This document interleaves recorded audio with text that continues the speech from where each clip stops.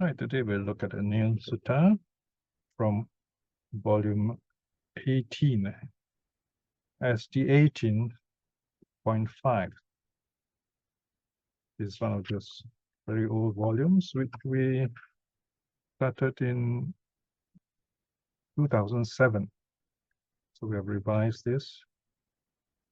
One of the wonderful things about having done all this translation many years ago, we have all these notes and you keep understanding them better. You begin to see them connected and interconnected, and you have more tools to understand difficult passages and difficult terms and teachings and so on.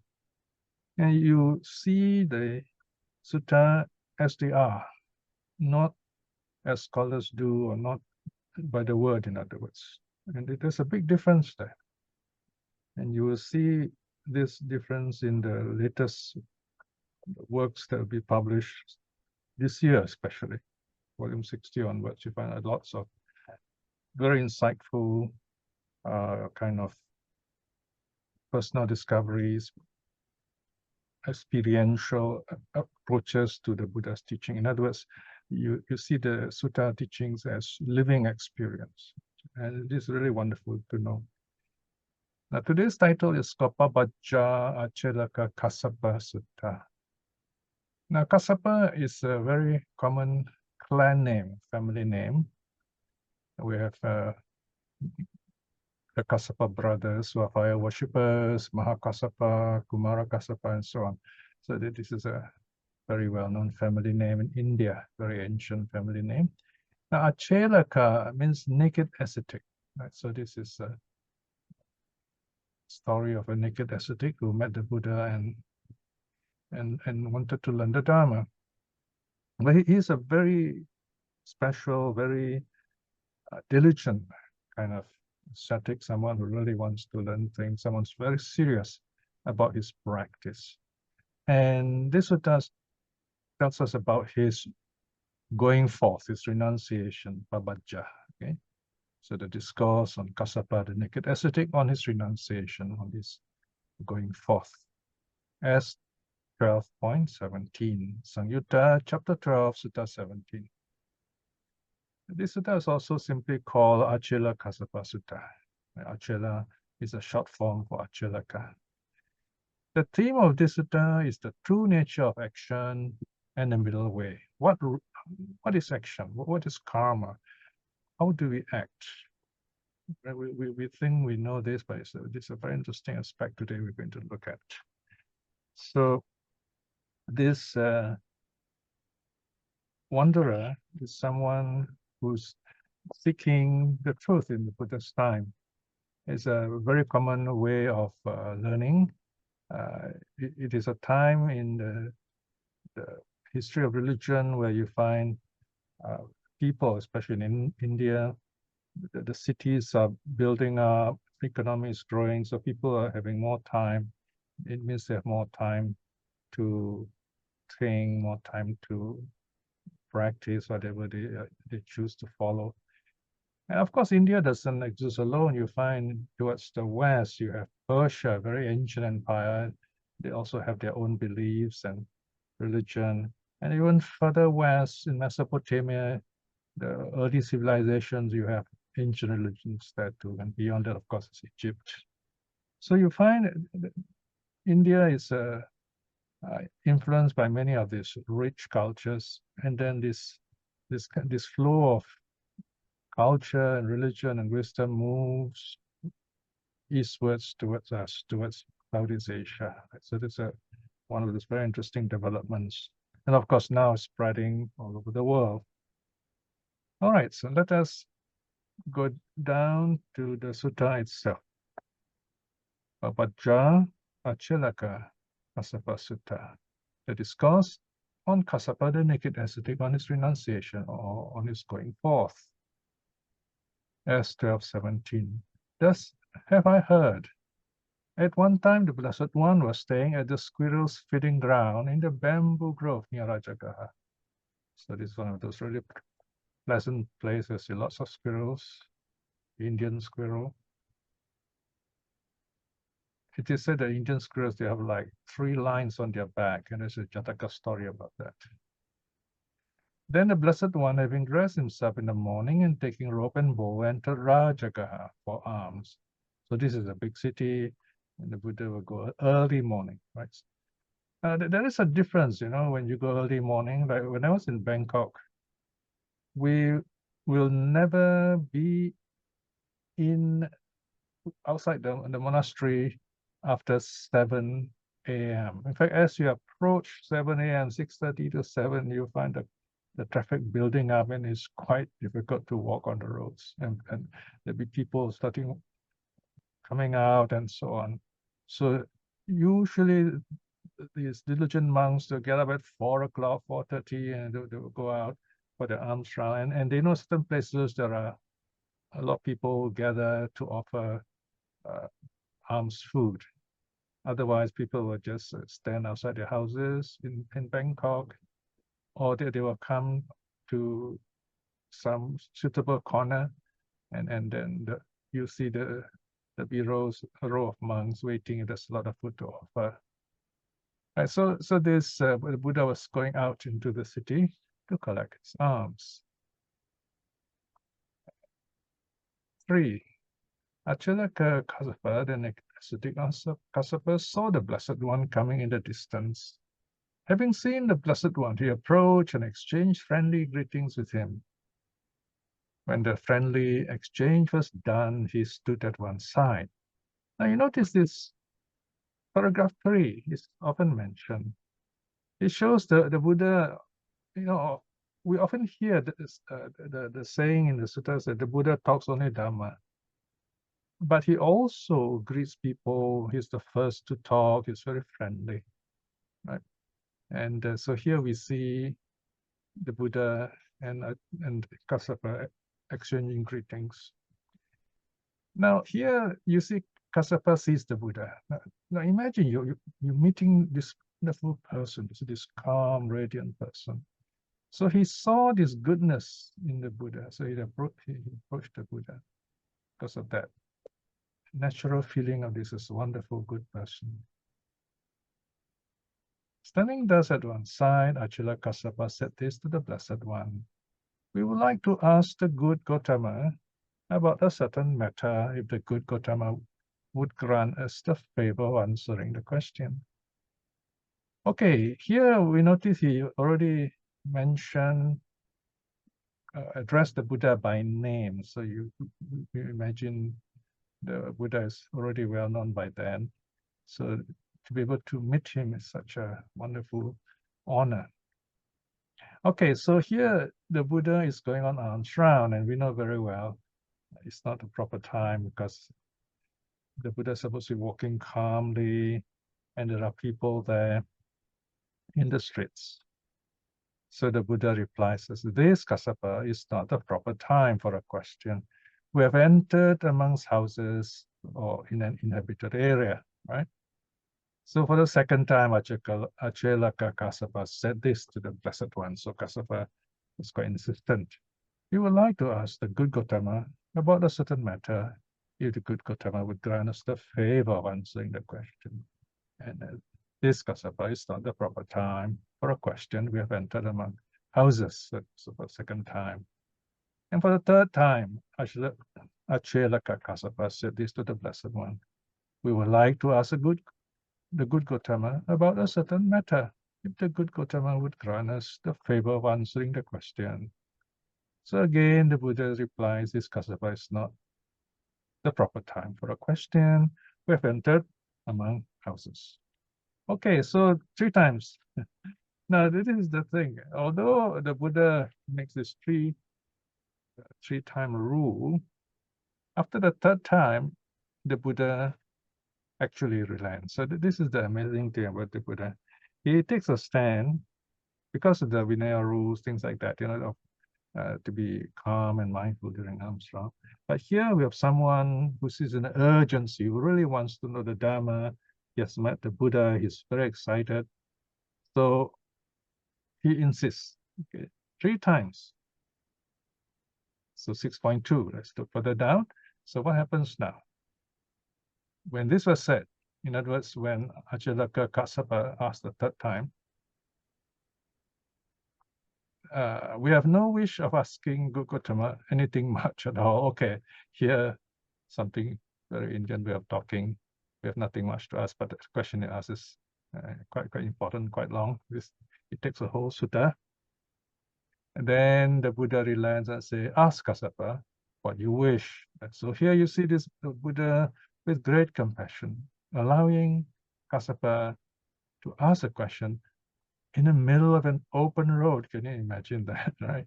And he's answering this question, standing up, all right? So we always got to picture this scenario, okay? All right, so now comes the question, section 7. So you can see I've numbered them conveniently so that we know which question is being asked. How is it, Master Gotama? Is suffering self-created? Sayang katang, self-created.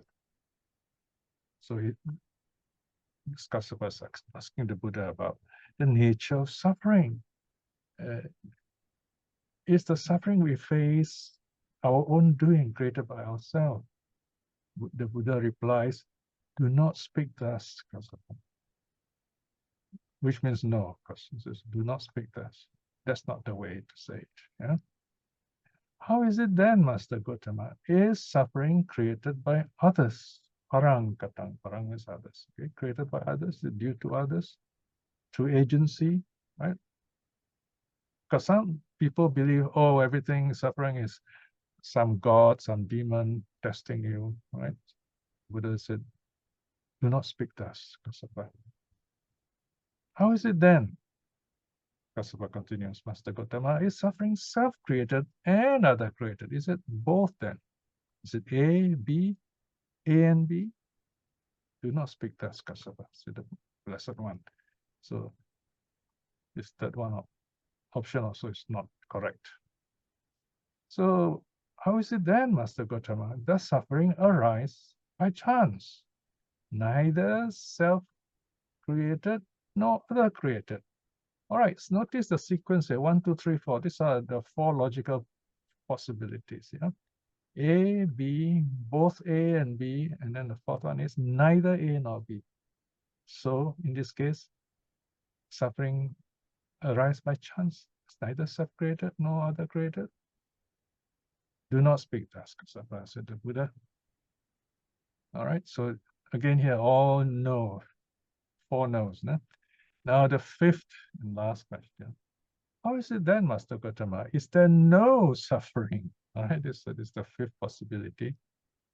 Kassapa, it is not that there is no suffering, Kassapa. There is suffering. So notice here, Buddha is speaking very calmly, very slowly, and Kassapa is keeping up, going step by step. Then does the good Gotama not know, not see suffering? All right, so this is quite a direct question. Do you know the answer? Something like that. Kassapa, it is not that I do not know and do not see suffering, Kassapa. I do know and see suffering. Okay, so now comes the full teaching, all right? Section 13. So now the Buddha continues is, when asked, how is it, Master Gotama, is suffering self-created? You say, do not speak thus, Kassapa. So here we see Kassapa repeating the questions. So Bhante, made the Blessed One explain suffering to me, right? Yeah, you see this part here. May the Blessed One teach me regarding suffering. So the Buddha is slowly, gradually bringing the question into answer and preparing Kassapa and preparing us to be ready, right? Then 14, the Buddha says, Kassapa, to say the one who acts is the one who experiences the fruit is to assert that because it exists from the start on account of its pre-existence, that suffering is self-created. Who asserts that speaks of eternalism. Okay, it is very deep philosophy, just one sentence like this. Okay, so you can imagine the sutta may sound simple, but there are some deep teachings here, right? So here the Buddha say, people who say an action that we do, and then we're also the one who experiences it. All right. Now, this is not actually wrong, but on the other hand, it's not accurate either. If we say we act and then we also face the result, which normally is not wrong, but in this case, the Buddha says, because we imagine the actions from the start, and then comes the result. If you think in that way, that the action doesn't change, it continues, and then you feel the result, and you think, okay, so we have created the suffering ourselves, right? So if you are philosophical enough, you say, yeah, we create our own suffering. We do this, and then we feel the result. I put my hand on something hot and I feel the heat, I mean, did I create the suffering myself? The Buddha says, if you think like that you cause your own suffering, that is eternalism. That there is a self that links up all those moments of touching the hot pan and then the moment of feeling it. Okay. Now this may not seem a big deal, at first, but if you think very carefully in terms of moments of thought, this is very profound. All right. Of course, it's not wrong also to say, whatever I do, I will face a result. Again, that is putting it in a very free and loose way, because the Buddha has yet to tell us that something is missing, which we must know first before we can say those things. Otherwise, we will misunderstand that this action that we do is an eternalist idea. In other words, it's like it's forever, something like that. That we're stuck with that action. Okay, this is what the Buddha is trying to prevent, the notion that there is a self behind the action, and this self is the one that acts, and this self is the one that suffers. So just let that idea float. Don't think too much about that, okay? Because it's very deep. Just be familiar with it first, and then we see what happens. Okay, let's go on. Further down, 14, right. So, but Kassapa, to say one who acts is different from the one who experiences the fruit or the result is to assert that on account of being stricken by feeling, because we feel, that suffering is other created. Who asserts thus speaks of annihilationism. Annihilationism is the opposite of eternalism. Annihilationism means my body is the self. So when the body dies, the self also dies. That materialistic idea. So here, the meaning is that the person who acts and the result, because there is a different feeling, so it is other created. It's created by something else, someone else. This idea is wrong because it gives the idea that as if the old thing doesn't exist anymore and this is something new that has no reason. And this also is not the right way of looking at how action works. All right, so the Buddha is clearing the weeds first, okay? He has not told us how to think yet. We're going to come to that. So first two wrong ideas. First one is the idea that the doer and the one who feels the result are the same. That is eternalism, that there is a self. Then the second idea that the person who does and the person who feels it are different people. That also is not the right idea. That's alienationism. All right. Now the Buddha says the Dharma is in the middle teaching. So this is one of those very deep philosophy later developed in Mahayana and so on. The Dhamma by the middle. Kassapa, without turning to either of these extremes, the Tathagata teaches the Dhamma by the middle. So the middle way, in other words. And what is this middle way? Neither the self nor not self. All right. Okay, so now becomes the familiar dependent arising. Okay, let's just have a quick look first, right? Now, okay, here you have the 12 links. All right. First is the dependent arising, and then the dependent ending.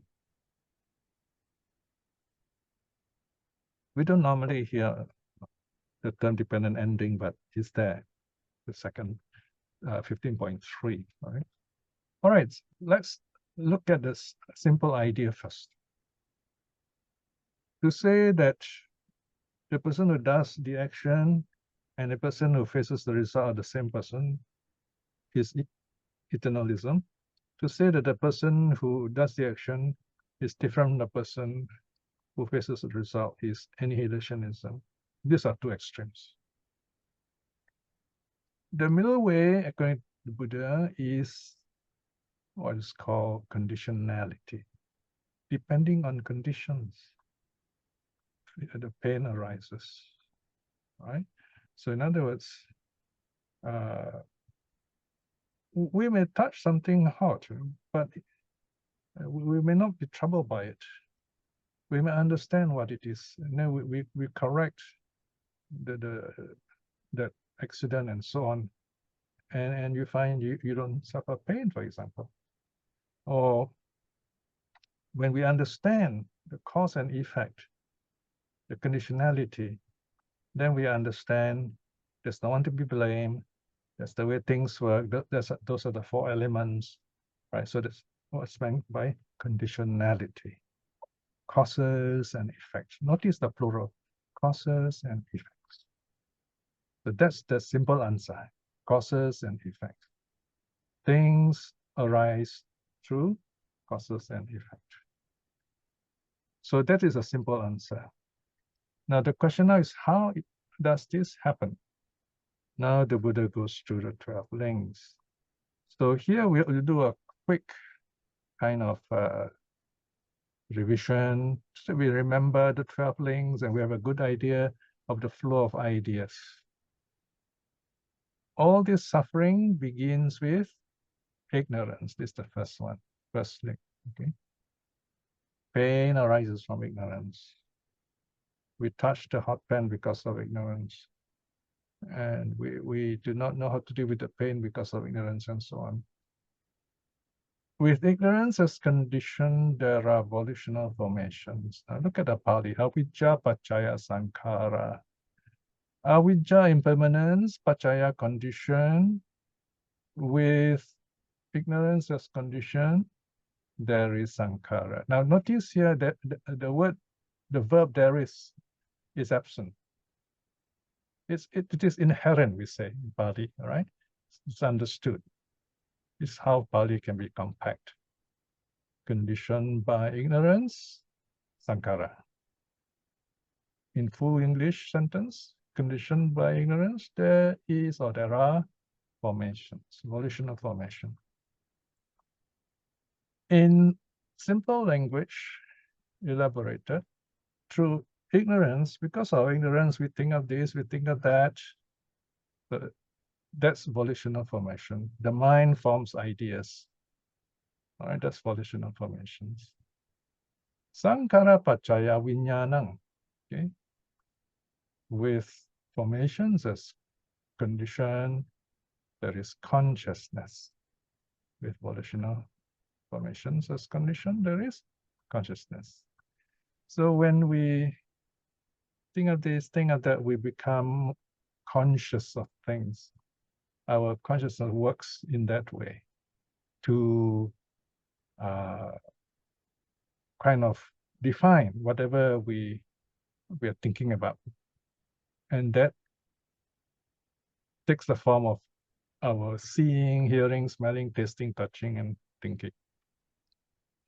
that is meant by consciousness here, the awareness behind those senses. With consciousness as condition, there is name and form. Vijnana paccaya nama rupam. Okay, condition, consciousness as condition, there is name and form. Now, this part is very easy, right? When we are conscious means what? Our senses are working: seeing, hearing, smelling, tasting, touching, and of course thinking. There is name and form. This is how we know things. We see something that is form, and then we name it. Notice that's what we always do. We always name it. If we don't name this thing, we just can't function. You meet someone and you don't know this person's name, and the person doesn't want to tell you his name, and you don't feel very comfortable, right? So we always want to know the thing and the name. And this is, we work basically that way. There's name and form. And this name and form going together is, we are conscious of this thing, all right? Now the next one, nama rupa paccaya, with name and form as condition. Sala yatanang. Sal is six, ayatanang, sense space, sixfold sense space. With name and form as condition, there is the sixfold sense space. So, okay, this one you got to see how a baby functions. Baby has toys and play with things, and the baby has got very colorful toys. There's a lot of sound and shape, and the baby will bite the toys and so on. So this baby is basically building up name and form, and slowly the senses are building up one by one. Okay, the baby senses are not very clear at first. So the six senses we are still building up our senses in a more refined way. Yeah? So those who are, say, very good musicians, their sense of fingering is very good, their ears for music is very good, their eye is fast, and so on. So the six senses become more refined. In the baby, it becomes more formed, and so on, because so it keeps building up. With the sixfold sense base as condition, there is contact. So yatana paccaya passo. Six sense base, paccaya condition, passo, contact, touch. But here it means, it's better to translate as contact, you know. Here meaning when the six sense, when any of the senses work, there is a connection with the object that is called contact, right? So for example, we say eye contact, right? So there is this vision, and sound hits the ear, there is contact, and you hear something, and so on. It works like that. So this is called contact. So here we have the Buddha analyzing all these experiences, right? Down to the root. With a sixfold sense-based condition as condition, there is contact. With contact as condition, there is feeling. Phassa paccaya vedana. Vedana is feeling.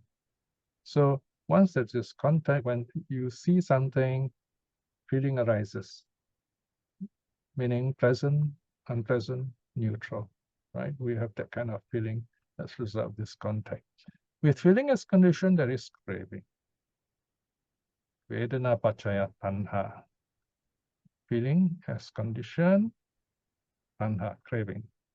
Here, because the pleasant feeling, we want it. Unpleasant feeling, we push it away. They are the same side of the coin, one good, one bad. When we like something, we dislike something else. And when neither are present, we don't care about it, right? So there is craving, liking, disliking, there's craving. There's one thing this, one thing that. Here, one thing means it includes not one thing, it's also craving, right? With craving as condition, there is clinging. We go on wanting it, that's clinging. Upadana. Tanha paccaya, upadana. With clinging as condition, there is existence. upadana paccaya bhavo. Okay? Here means when we go on wanting this, getting caught up with it, we become this thing. That's our existence. That's what we are. We are caught up in it. Okay? So this is already the future. Right? With existence as condition, there is birth. So we become again, we rise again. So this is going to the future already. And with birth as condition, there rise, decay, and death, sorrow, lamentation, physical pain, mental pain, and despair. So this is the whole batch of suffering, right? Such is the origin of the whole mass of suffering. Right? So notice from ignorance comes suffering. So this is an elaborate 12-link way of talking about how suffering arises. All right, so I'm going to stop here for a while before we go on to look at the ending of suffering. Okay, let's look at 15.3. Now, this is the reverse of the cycle, all right? This is dependent ending of suffering. Notice it begins with the ending of ignorance. Another way is the rising of wisdom. But with the utter fading away and ending of ignorance, volitional formation ends.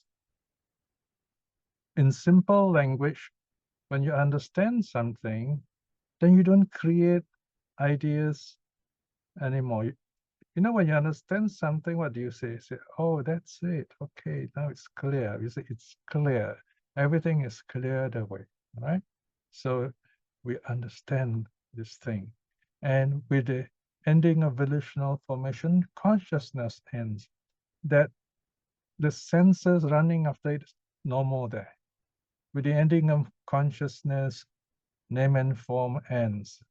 We are no more caught up with this idea of this is the thing, this is the name of the thing, this is what I want, all right?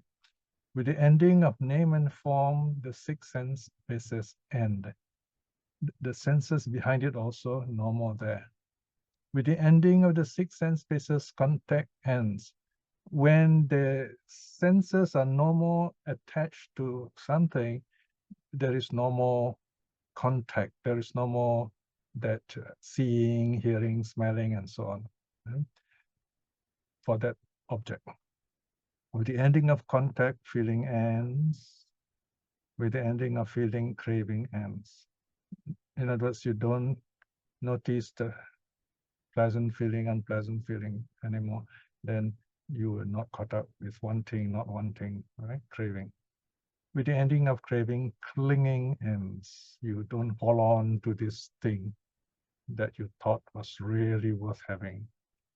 With the ending of clinging, existence ends. You are no more caught up being like that, with a kind of defined by those things that you want. With the ending of existence, birth ends. Okay, so this is on the longer end, yeah? The cycle is no more there. And with the ending of birth, the end, decay, and death, sorrow, lamentation, physical pain, mental pain, and despair. Such is the ending of the whole mass of suffering. All right. So this last part is awakening. It's what we need to understand in a bigger way.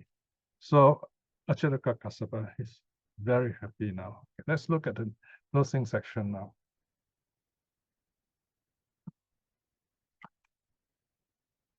16. When this was said, Acelaka Kassapa said this to the Blessed One, excellent Bhante, excellent Bhante. Just as if one were to place upright what had been overturned, or were to reveal what was hidden, or were to show the way to one who was lost, or were to hold up a lamp in the dark so that those with eyes could see forms. In the same way, in numerous ways, the Dharma has been made clear by the Blessed One. I go to the Blessed One for refuge, to the Dharma, and to the community of monks. May I, Bhante, receive the going forth before the Blessed One. May I receive admission into the Sangha, into the order. Okay? So here we see a very wise person. We see Kassapa seeing the truth, awakening, and he at once want to join, wants to become a member of the Sangha. So here we see this is what happens in the Buddha's time. Especially, people are waiting for the right answer. They're wise, the wiser ones. They hear the truth, they awaken. In many ways, you are some of those people who only want the real thing. You treasure truth. You want to know what's really good. You're not interested in big things. You're not, running after big claims or having discovered this, having that power, and so on. You want to know the truth. You want to be truly happy, and you want others to be happy also without the foolish cost. And the Dhamma is what will bring you that happiness. So here we see Kassapa very happy. He says, I want to join you. I want to become a monk. Then the Buddha gives his condition. The Buddha says, Kassapa, anyone who was previously a follower of an outside teaching and wishes to go forth in this Dhamma and Vinaya, and wishes for the ordination has to go on a probation of 4 months. At the end of the 4 months, the monks who are satisfied would give him the going forth, the novice initiation, and ordain him into the state of a monk by ordination. All right. So here the Buddha is explaining to Kassapa that they have a Vinaya rule at that time, where if you are already a follower of some other religion, you have to go through a probation period of 4 months. And then the 4 months is like housemanship, if you like. So the other monks will be coaching you and watching you. And then after 4 months, they will review. And if you're ready, they'll say, okay, we will ordain you. Right. So there are 2 levels of admission. The first is called admission or going forth, becoming a novice. That is taking the 10 precepts, especially for those who are below 20, 20 years old. Then if you are 20 or older, then you first take the novice refuge of 10 precepts, and then you go into the ordination, the high ordination, which is a longer recitation, and then you become a monk after that. Here that the Buddha gives a statement. However, I see a difference among individuals here. So basically, the Buddha is saying, well, I see you're mature and you're ready. Basically, the Buddha is saying the rule can be lightened for him, if he wishes. But he's very happy. He says, 18. If Bhante, anyone who was previously a follower of an outside teaching and wishes to go forth in this Dhamma Vinaya and wishes for the ordination has to go through a probation for 4 months, and then at the end of the 4 months, the monks would consider, all right? He's very happy. Well, let's go down a bit more. Yes. I will take the probation of 4 years. If necessary, I don't mind even going for 4 years. At the end of 4 years, let the monks who are satisfied with me accept me, basically. So you see, this is his sincerity. He's not worried about rushing through, getting ordained. He's happy with the fact that Buddha has already accepted him, and that's good enough for him, right? So you see, even 4 years doesn't matter. Then Acelaka Kassapa received the going forth and the ordination from the Blessed One. And not long after the Venerable Kassapa was ordained, he, dwelling alone, aloof, diligent, exertive, and resolute, right here and now, having realized for himself through direct knowledge, after attaining, dwelt in the supreme goal of the holy life, for the sake of which sons of family rightly go forth from the household life into homelessness. He directly knew, birth is destroyed. The holy life has been lived. None had done what had to be done. There is no more of this state of being. And the Venerable Kassapa became one of the Arhats. So there you are. Here you see this beautiful story about this wanderer meets the Buddha, who asks a question, and then Buddha teaches him Dharma. He understands, takes up the training as a monk, and he practices meditation, and in no long time he becomes an arhat. So there you are. This is the story of Acelaka Kassapa. Now we have about 15 minutes for questions and answers. Okay. Sorry. Thank you, Piya, for the teaching. Now we go for Q&A. Sister Aisin, please. Thank you. Thank you, Sister Ratna. Sadhu, Brother Piya, for the teaching. Yes. The first question from Sister Huilin. In page 10 of the note, there was mention of being enthusiastic in the spiritual training for liberation. What is the difference between normal training in Sila, Samadhi, Panya compared to higher moral training, higher mental training, and higher wisdom? Oh, okay. The term higher mental training refers to the monastic training. That's the only difference. Otherwise, we're talking about the 5 precepts, training for the lay people, right? So for the monks, they're called higher training. They have a special set of rules called Adi Brahmacharya Sila. So basically, it's the Patimokkha, the Vinaya rules, and then the rules of right livelihood, things like that. So, living as a monk. These are very important. Still important today, although many monks don't observe them. So it's good if they understand this teaching and then they go back to the Vinaya and so on. That'd be really wonderful for us. No? So there you are. I hope that answers the question. No? All right. Thank you, Brother Piya. At the moment, there's no more question in the chat box. Okay, it's all right. Yeah, any brother and sister would like to ask verbally, you can unmute yourself. Thank you.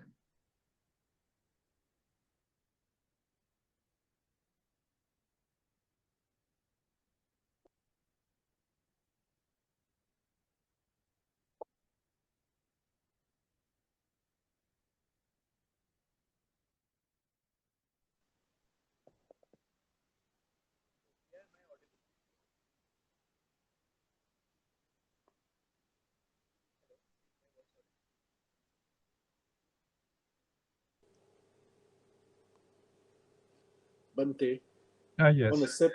on a separate request, something quite unrelated to this teaching. If one ever has a chance to go to say Bodh or on the various other places related to Buddha's being, what would be a good thing to do during the pilgrimage to enjoy the trip? Yeah. Of course, the first thing is if I were to go, I would read up on those places. There are many maps nowadays. The sad thing about modern places of pilgrimage, especially India, is that it's not regulated. And those places, they're not owned by the Buddhists. Even Bodh Gaya is not owned by the Buddhists. It's owned by the Brahmins, sadly.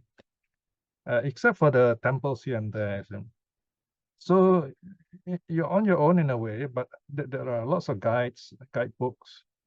There are also guides, but from experience, many of these guides, they tell you tall stories. They tell a lot of things which are not based on facts. You don't really know what happened. They give you a list names of arahats, did this here, did this there, but we don't really know. And that's not important. So first thing is know what happened in the suttas in those holy places, right? Where the Buddha was born, and then where he left home, if you know the place, where he was awakened, and where he passed away. And of course, we always spend quiet time there. We do some meditation there. It's a joy. It's such a wonderful feeling, to know you are there, that place, that this wonderful thing happened. All right, and of course, if you have deep faith, you can feel this energy, this peace, this joy, and that's one way of doing it. Yeah. Of course, if you go as a group who are really people who are really serious, it's even more wonderful. You can meditate together, and kind of take it like a retreat. Yeah, that's one way of doing it. Okay. So, yeah. Brother Piya, there is a question from Yes. Brother Tom. Kassapa seems to understand about the going forth. Was this common among followers of other philosophies? Oh, I yes. assume the other teachers Yeah. knew about what the Buddha taught, Mm. and the Buddha obviously knew what the others were thinking. Yes, there is this a lot of exchange in those days. For example, you notice many suttas open early in the morning. The Buddha or the Buddha's disciple find us, they have time, they will drop in the wanderers retreat center and chit chat with them. So they often have friendly discussions, you know. So you find they often know each other's teaching, not completely, but there's enough. And of course, the system and as for the Buddha, of course, he's very well known. He's extra famous, if you like. So people tend to know him. So you find, in this case, Kassapa already knew the Buddha's name. All right. So that's why he approached the Buddha and asked questions. He addressed the Buddha by name also. So yes, I would say they were familiar with each other. And of course, many of them choose their own practice. Some of them would switch, join the Buddha, some of them. And there's also debate. They were going to debate, you know, friendly debate. And what's interesting thing about the debate is that the side that loses will call the other side the teacher. But they'll be convinced. So to them, it's a serious thing. You know, you know the truth, so you want to go further and practice and gain awakening. So you see the sort of very wonderful situation happening also. Okay. Thank you, Brother Piya. The next following question from Brother Mayank. Volitional formations lead to consciousness. Mm. So if one works on not creating or going by too many volitions, not having or going by one's preferences, is that in line with the path? That's one way of putting it, yeah. The idea of this kind of analysis is for us to kind of like, you know, you have this movie of the mind and then you slow it down and you watch it. And then you examine it, say, how am I thinking? What sort of thought did I have? What went wrong? And so on. So you notice that. See? And when you notice that, then you're in better control of your thoughts, so to speak. You're better in avoiding the negative thoughts, the unwholesome thoughts, and cultivating the wholesome ones. All right. So this, when it comes to volitional actions, we're talking about this thinking, doing, speaking, right? And the thoughts behind them. So we are more aware of them, and so we are in better control. We are in charge of the situation. When we notice it's something unwholesome, we will not do it. We say, no, I'm not going to do this. I mean, when it is wholesome, yeah, you go ahead and do it. So it's basically a kind of self-awareness, self-knowledge. You're better. You're more in charge of yourself. There is more self-control, in other words. And of course, discipline in that sense, yeah. Thank you, Brother Piya. The next question from Sister Huilin. Okay. This sutta only quoted 5 wrong views. Based on Brother Piya understanding of the sutta, what are the most significant wrong view Buddhists should avoid? All right. That's a good question. Now, for generally speaking, especially for lay people, the key wrong view is called self-view. That is the defilement of self-view. All right. It's okay. There is self-view. There is non-self. Now, non-self is very deep teaching. Only the arahats fully understand that. Getting rid of self-view means you, number one, you don't identify any of your aggregates, the body, this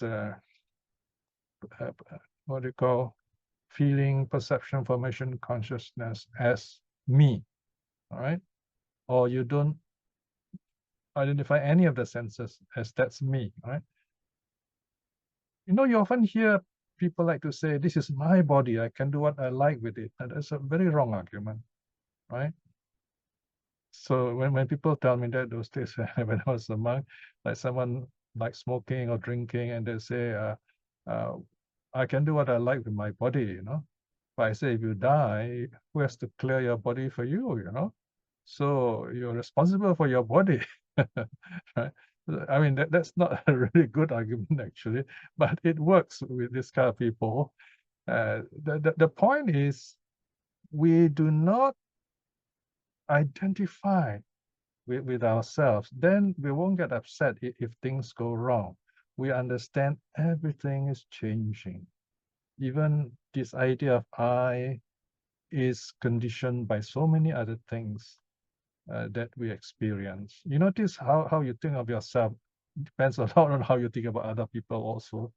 What you hear, the people you meet, and then you feel about yourself in some ways.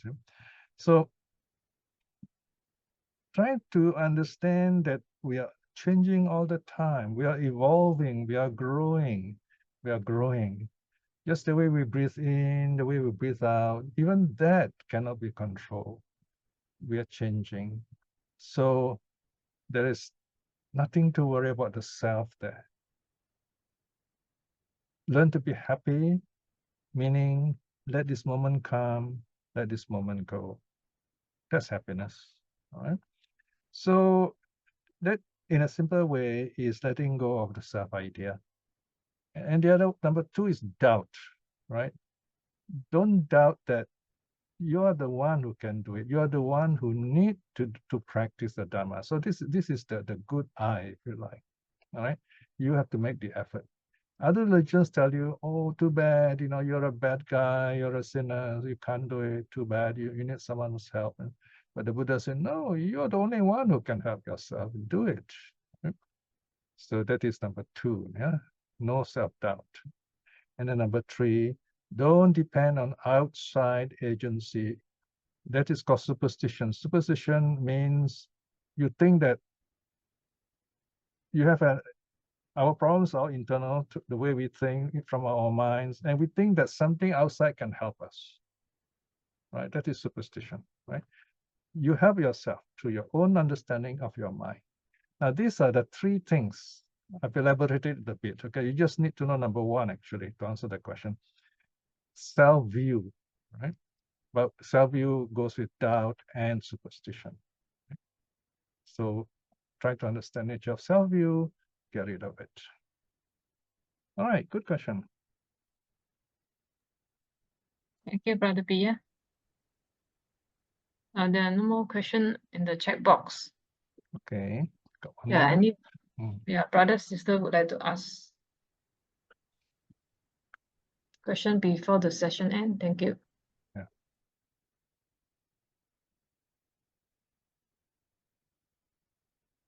You may notice now my eyes are not very even. One big and one smaller. The right side is slightly smaller because of the operation. They've been pulling out the stitches, you know, like already 3 stitches, I think. Very tiny little stitches.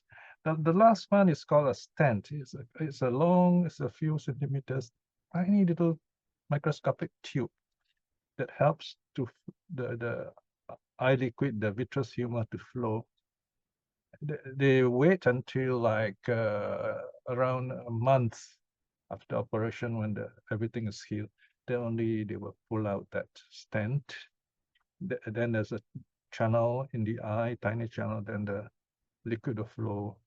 And the surgeon is very happy because the pressure, when I went to the hospital, the pressure was like 20. And then later, after the stent has been pulled out. The pressure again went down to 12 or 14. That's a very good level pressure. So they're very happy. But remember, where eyes are concerned, you don't get back, you don't recover from the loss of the eye. Once it's lost, it's gone, right? So like 20% of my eyesight is already affected, from the previous operation. It was not very well done. So there was a retina one, So anyway, I'm functional. I can read, write, and as you see, I can talk, so that helps. So once again, thank you so much for your help and concern and support. Yeah. All right, any last minute question, or are we ready to close?